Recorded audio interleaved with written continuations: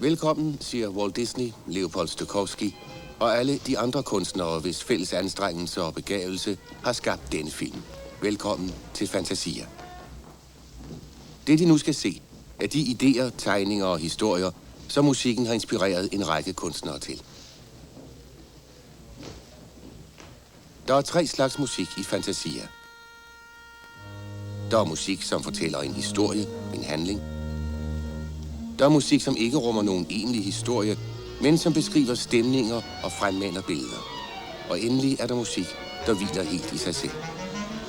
Det musikstykke, der indleder Fantasia, hører til sidstnævnte slags.